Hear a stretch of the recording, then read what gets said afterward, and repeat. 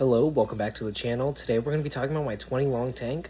To be honest, I really love this tank. I love how I scaped it.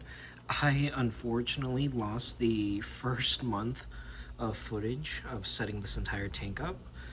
So I'm going to summarize. So when setting up the tank, I have a really deep sand bed in the back, and it kind of slopes all the way down.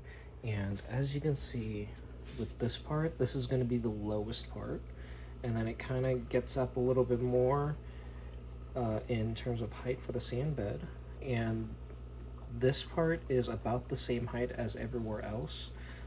It's just a little bit lower than the back, but this creates a really nice like upward angle for the scape, and I'm really enjoying it. It's just these freaking plants. I bought a bunch of different plants, and some of them grew, some of them didn't. I'm gonna have to go back to the store and go get some more, go see what works and doesn't work. I need to go get some root tabs. Root tabs are going to be a game changer in any of your tanks. It just slowly releases nutrients in the soil for these root feeder type plants, and it's just gonna, it's just gonna have really good nutrients and really good, a really good outcome. And you just have to replace them every, I want to say every 6 months. That's what I do, because I typically leave all the nasty stuff. I like a mulm layer too. This tank is a little bit more natural. It's not more of a aquascape or like a super fancy aquascape. So I'm leaving the mulm layer in there so the plants can pull, nutrients from that. But it's, kind of a dual thing that you can help your plants grow. So after a week of cycling, because I have this big sponge filter, it says it was rated for a 40-gallon, but I like to overfilter, and to be honest, that's not really, I think that's a really good size for a 20. And I just put this one in about a week ago. It's cycling 2. This sponge filter on the left is going to be about 3 weeks older than the one on the right. I just put the one on the right in. I'm cycling it for another tank, but these were cycling for a minute. I put in a bunch of plants, and this is what remains after a month. So not a lot of plants. The plants aren't doing that well. The ones that are doing well or have like really direct sunlight or the light, but other than that, they don't look that well. So I'm gonna have to switch it up and try to find other plants.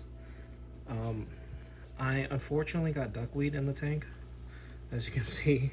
So I mean, that's gonna help, but I personally don't like duckweed just because it could take over a tank. I like other floaters, but duckweed works fine in this case. I do have some dwarf water lettuce that I'm going to be putting in, and it's from this tank right here, and these are all doing good. And this is it's kind of like a quarantine slash like Endler breeding tank, and I have all my plants. I just did a big water change on it, and I need to rescape it and move the sand around just because it looks kind of bad.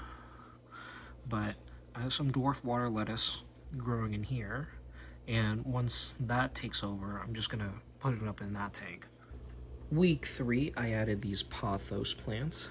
I believe these are the golden pothos plants. Here's a close-up of the leaf. If you guys can comment down below if you actually know.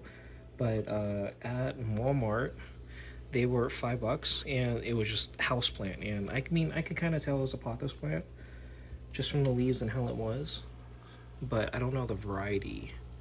But all you do is wash off the dirt and place the roots directly in. Let me get another good angle. This right here. So the roots aren't going to experience any root rot or anything weird. The plant's going to grow super well. They grow really well in fish tanks and all that, and they help pull out all the nasty such as ammonia, nitrate, nitrite, out of the water, and they provide a lot of cover.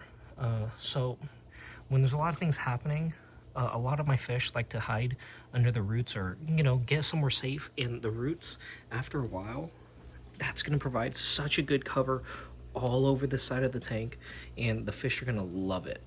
And this right here, it's going to keep on growing. I'm going to get it. Oh, let me move this out of the way. I'm going to have it grow all over these pieces of wood and all around this. And if you do want to propagate it, so this right here is called a node, and that's how I am growing them.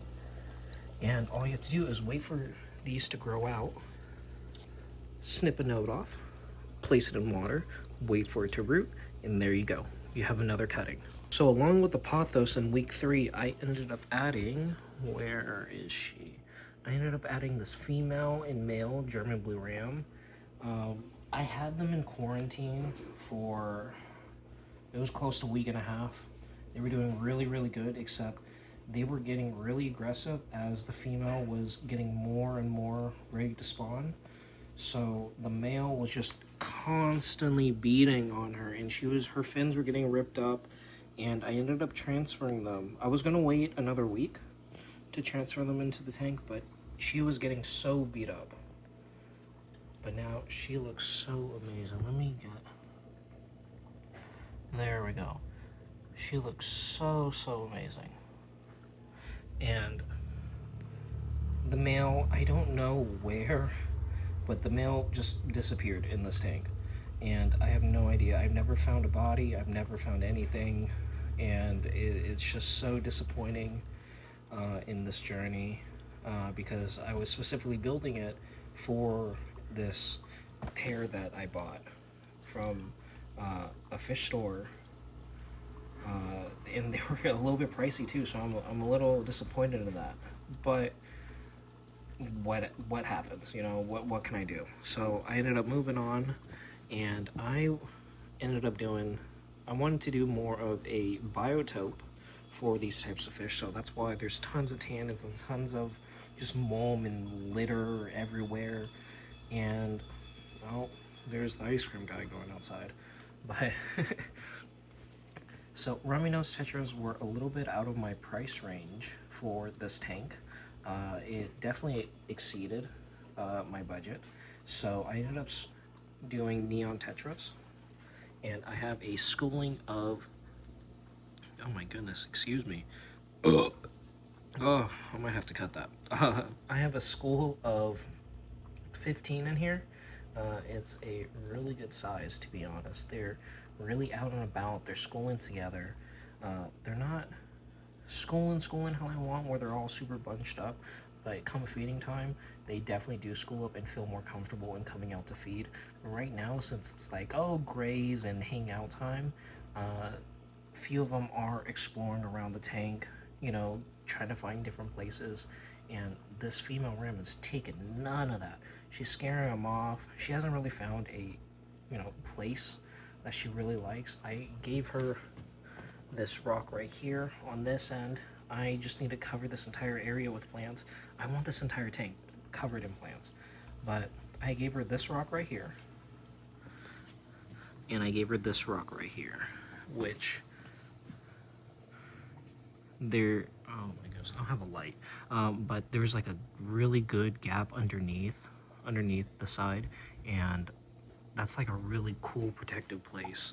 Or even, I have this sponge, it's collecting, it's building its bacterial colony on it, so I can use it for other tanks to help jumpstart it. But see, there's tons of places all around that the fish can breed, so I'm really excited for what place she chooses when she does start digging in that mode. But it might be, I might need a male for her to get in that mode. Oh, I totally forgot. It was like a week and a half. I put these Endler males in here because they were harassing my female Endler way too freaking much, and she was not liking it. And let me see. Yeah, so it was just in this tank. I didn't have all these babies. I was gifted 2 males and 1 female, and they were just harassing her. She did not appreciate it. She's so much more chilled out now, and a lot of these smaller fry are going to be growing out, and when it is time to start breeding them, I'm going to be dropping the better looking male in there, because I think she only like gave birth to female fry, and that like really sucks because like yeah, all these fry are they're all transparent. They all look like females. They all have the big bellies, and like none of them have any color. So I might have like tons of females, which is nice, I guess, but I just gotta wait because like any live bearer, I I believe it's true. There's the science that says it's true, but I mean it's always a topic. But once one of these live bearers gets impregnated once, they have the male sperm, in them for life. So this female has not had any male in the tank for a month, and she's had a spawn, and she's about to have another one. So that kind of like proves that theory. She's starting to get that square. You see that in the back. Those are all the fry that she's, producing and like growing up. So in about a week or two, she's going to be giving birth to all of them. So week 4, I ended up going to San Jose with my girlfriend, and we had a little nice day trip out there, and we went to a fish store, Clearwater. Super nice fish store. I really enjoyed it. They had lots of different the tanks over there were super nice. I'll show the YouTube channel right now, but we got this. I think she got a longfin super red. So this guy is really small. So let me go. Okay, so this is 1x on the camera. See, and this guy is like this big, head to toe. And I didn't want to start breeding plecos, the bristlenose plecos, to be honest. And see, hold on, let me see this. There we go. So I don't see any bristles on the nose, so this might be a female. But they do take a very, very long time to grow out and to even be like sexually mature. It's gonna take like a year. So I only got one. There's plenty of time if I want to get like a male or female, or whatever gender this is, I can get the other sex to it. But I only want one in this tank. They produce a lot of waste, first of all, and they're not my main focus. I mean, to be honest, I have not checked if plecos are found where German blue rams are found, the Orinoco River, but this guy was too cool to pass up, and he's going to be with us for a very, very long time, and we need a name for him. So if you guys have any names for this pleco, please drop it down below. But this guy is going to be cleaning up this entire tank. So not only does he eat all the algae and all the, I don't want to say the uneaten food, but yes, the uneaten food, because it falls down. It gives him or her a snack. But all this wood right here, yeah, it just looks so ugly. This white stuff has not gone away, and I'm waiting for it. It's so, this wood, yeah, this one that goes out right here, that white stuff has gone away, but this one, it's still here a little bit. It's not as much, but it's just so ugly, and I hate it. But the pleco is going to be eating all this wood, all the stuff, all the biofilm, all the stuff that forms on these driftwoods, and that's going to be a good snack. But if you really want to feed them, when the lights go off, just sprinkle just a little bit. I really stress just a little bit of food. Just sprinkle just a little bit. The pleco is going to be a lot more active at night. This one's really active, I'm not gonna lie, but I think that's just because of the tetras. So the tetras are going to be diddler fish, and all these fish you know, like the ram and the pleco, if they see these diddler fish or these schooling fish going around, they feel safe, because if they feel safe to come out, then, you know, it's probably safe for them to come out. So this guy just goes all around the tank, eating, chomping away, and I'm not even gonna lie, their stomach was so small and tiny. They really looked underweight, and they were housed in a tank with other fish, so I can't even imagine if they were even getting food. But I have been feeding them, I want to say, every few days. I would feed them, wait 2 days, and then feed them again at night. And I would just do the tiniest of pinches, and their tummies have gotten so big. And it's just full of, you know, the algae, biofilm, mostly, and that's kind of why I got the pleco. So now that you're all caught up and all that, I could talk about my what's happening right now and future plans. So I definitely know this is a female German blue ram, as her speckle has blue in it, and she has a red belly, indicating that, you know, she has eggs. Oh, there she goes. I need to zoom out. So indicating that she has eggs. So I do plan on getting a male for her. I want to say in about 2 weeks. That'd be a good idea. Just let her grow up, let her chill out, and also so I can save up a little money, and also for gas, because I do want to get a good quality ram. I don't want to get it from anywhere, so I want to go to a really good fish store. And the male was doing fine, because this is my quarantine tank. It's a 10-gallon. All these plants are in there, and they were doing fine. The male was doing fine, all of that, and it wasn't until this tank. And I was just so disappointed. So I gotta go get this girl. Let's see. There, yeah, they're trained. Yep, I've only had them for a little bit over a month, and they're trained. They know when it's food, when it's feeding time. But I gotta get her a partner, and I do want to start breeding German blue rams. The tetras, I'm happy on that, on the schooling. I might get a couple extra just to fill out the 16. Yeah, 16. I like the number 16, and I do plan on taking out these two guppies, or Endlers, I mean. I'm going to be taking out this double orange one, and putting him back into the 10-gallon. And I'm going to take this guy out to the pond tank I want to say in about a week, because I got to get some plants and got to get the pond going.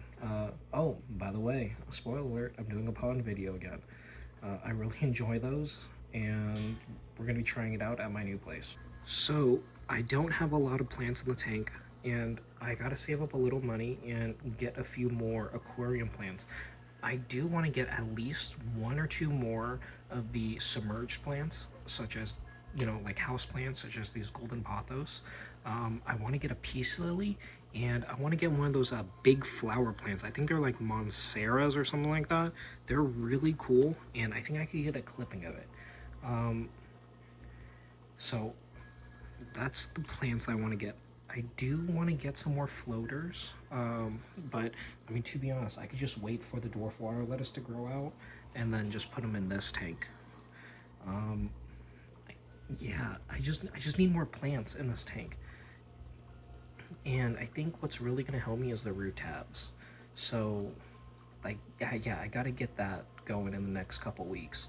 And with this pleco, to be honest, I might get another bristlenose, another longfin, and put them in the next tank that I'm making, and grow them out in 2 different tanks so they don't kind of like muddy up the water super fast.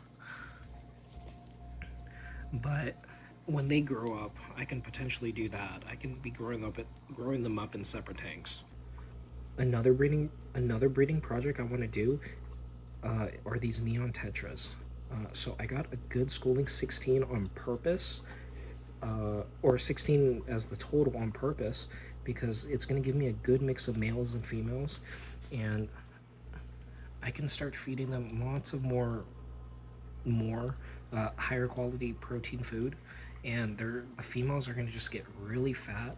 I think this one's a female right here. Yeah, like this one's a little bit fatter than the others, and that line on them, it's gonna start to curve because their bellies are gonna start to get really heavy with eggs, and that means they're gonna start to get ready. So also with a lot of the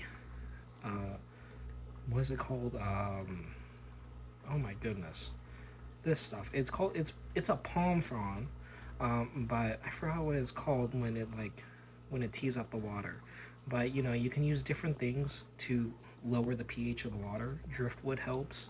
Palm fronds, oak leaves, eucalyptus leaves. I'm allergic to eucalyptus, and it is so prevalent in California. But I just can't use it. I'm just not going to have that in my tank. But you can use acorns, I think even like pine cones I've seen. But you can use different things to lower the pH of the water and get this really tannin look. I did a water change, so it's not super tanniny and brown, but I want to say in a couple days, it's going to turn a lot more brown.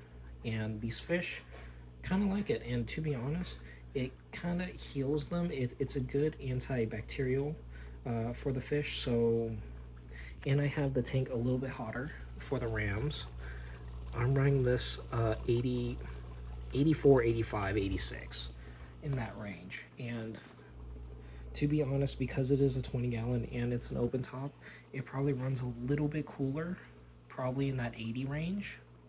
You know, the open top, it's going to lose a lot more of its heat, but these fish are kind of thriving really well. They like the temperature, and if I want to breed these guys, I can do those in tubs. I seen a Keeping Fish Simple video. I'm gonna pop up the channel, and they did a really cool video on breeding these guys in plastic tubs that you can get from like any store. So I might go and do that. And he got the fish from who knows where in Australia, and I'm assuming they're not going to be the greatest quality like these fish. I got them at my local box store of Petco. I don't really promote Petco too much. I love supporting local businesses, and I highly recommend going to a local fish store, but I'm not about to drive an hour away to a local fish store. That is not local for me.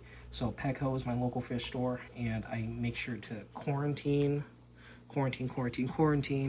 and they do have an unalive fish policy, so that does help because they don't always have the best quality of fish. So yeah, so I have my fish food right here. Let me focus up. So it's just ground up flake food with krill and spirulina and like a few other things, like grounded super fine. So all I do is sprinkle it over, and then with the leftovers in this little hole, sprinkle it. And to be honest, I feed the fry. I try to as much as often, and I do big water changes. But with these guys, I feed them once a day, twice a day maybe, I'm gonna lie. And so with these fish, because they aren't the best quality, their eggs might be like really infertile, or the male's fish juice may be not the best fertile. So I'm probably gonna have to do a few spawns. In his video, it took a while. I think he said like a month and a half of getting like a good decent sized spawn, and then to grow them up. So I'm gonna be growing that spawn up, and then after that, let me get this action. So after I get the tetra spawn to grow up, then I'm going to be spawning those, because those might have a higher chance at fertility, just because they're homebred and they didn't come from like a fish farm or anything like that. But see, these guys love the fish flake. So I want to say weekly water changes. But I don't do like a giant one. I don't do 50%. I do maybe, 5 gallons is 25, so it's only 25% water change weekly. And I have already dechlorinated water. I have a bin just full of water that I put stability and prime in already, and it's been, cooking for a week. So all the chloramines and all the bad heavy stuff in the water, like the heavy metals and all that's going to go away, and all that's going to be left is good pure water, which is going to be nice for the fish. So I don't mind doing water changes weekly, and because of that I don't mind feeding more heavily. I don't want to rely on the water changes, I want to rely more on the plants. So that's why once I saw a lot of these plants dying in the aquarium, and I gotta give I gotta give, you know, a few more weeks to the duckweed to start growing in a little bit more. But that's why I got these pothos to really help the system kind of maintain itself over that week, just so, you know, it just maintains that quality for that week. So, you know, I could do that water change, but I am hoping to get more plants in to make sure that balance starts go to every other week of water changes. And here's this pleco doing its job, eating all the fun stuff and all the whatever tasty stuff it can find on the floor and all that. And the reason why it's a powder too, it's because it coats everything in the tank, and that kind of gives the pleco, you know, I can scum off like a few pieces here and there, you know, because all of these guys are eating the majority of it. So it's nice. And then let's see this tank right here. See all these guys.